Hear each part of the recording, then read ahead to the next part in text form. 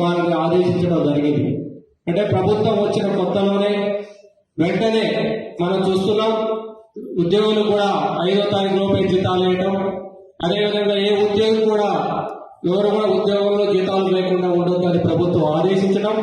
దానిలో భాగంగానే రెవెన్యూ శాఖలో కూడా వీఆర్ఏలకు సంబంధించిన వారి యొక్క సర్దుబాటు చేసిన వీఆర్ఏలని వారి యొక్క ఎలాంటి ఇబ్బందులు కలగొద్దని ప్రభుత్వం తీసుకునే ఈ నిర్ణయాన్ని మనం స్వాగతిస్తూ, అదేవిధంగా ప్రత్యేకమైన ధన్యవాదాలు మరియు కృతజ్ఞతలు గౌరవ ముఖ్యమంత్రి వర్యులకి మరియు రెవెన్యూ శాఖ మంత్రి వర్యులకి తెలియజేసుకుంటూ, అదేవిధంగా గ్రామంలో రెవెన్యూ సమస్యలు పేరుకుపోతున్నాయి.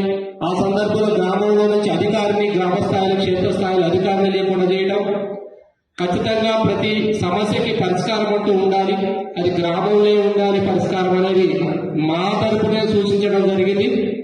ఏదైతే ఆ వరకు క్షేత్రస్థాయిలో ప్రతి గ్రామంలో రెవెన్యూ అధికారి ఉండేలా చూస్తామని మనకి వచ్చిన ఆదేశాల ప్రకారం మనకి ఖచ్చితంగా ప్రజలకి చాలా మేలు జరుగుతుందనే ఉద్దేశంతోనే ప్రభుత్వం తీసుకుంటున్న చర్యల్లో భాగంగానే మనం ఇది చూడొచ్చు.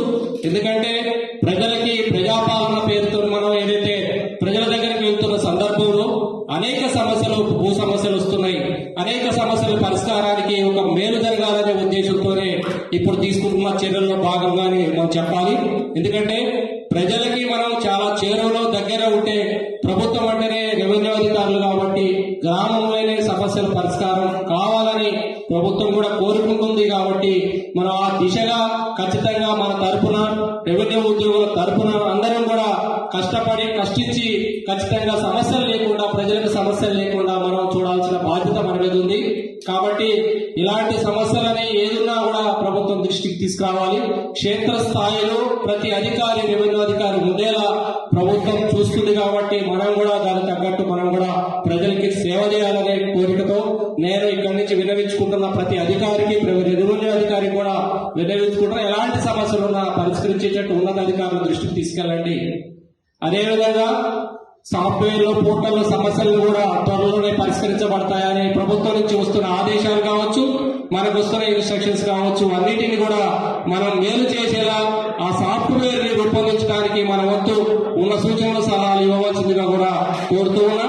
అదేవిధంగా ఇక్కడ పనిచేస్తున్న పై స్థాయి వరకు పనిచేస్తున్న, అదేవిధంగా మన ప్రిన్సిపల్ సెక్రటరీ గారికి కావచ్చు, మరియు అదేవిధంగా అధికారులందరికీ, ఉన్నతాధికారులందరికీ కూడా పేరు పేరున ధన్యవాదాలు తెలుసుకుంటున్నాను. ఎందుకంటే ఈ సమస్యను పరిష్కరించడంలో ప్రిన్సిపల్ సెక్రటరీ గారు ప్రత్యేకంగా చొరవ తీసుకొని ప్రభుత్వానికి కూడా విన్నవించడం జరిగింది పాజిటివ్ గా.